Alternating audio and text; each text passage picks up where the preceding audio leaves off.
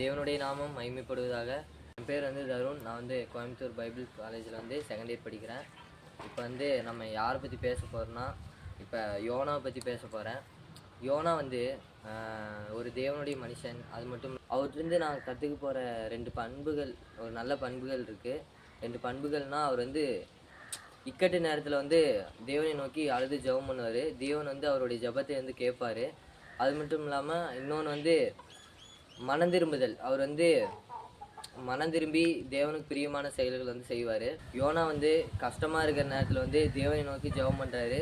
தேவன் வந்து பதிலளிக்கிறாரு. அதே போல் நம்ம வாழ்க்கையிலையும் நம்ம தேவனை நோக்கி அழுது ஜெபம் பண்ணோம்னா அவரும் நமக்கு பதிலளிப்பார். அது மட்டும் இல்லாமல் அவர் வந்து செஞ்ச தவற நினச்சி ரொம்ப வருந்தி மனம் திரும்பினார். மனம் திரும்பி எல்லாத்துக்கும் தேவனை பற்றி சொல்லி மனம் திரும்ப வச்சார். அதே மாதிரி நாமளும் சுவிசேஷத்தை சொல்லி எல்லாத்தையும் மனம் திரும்ப வைக்கணும்.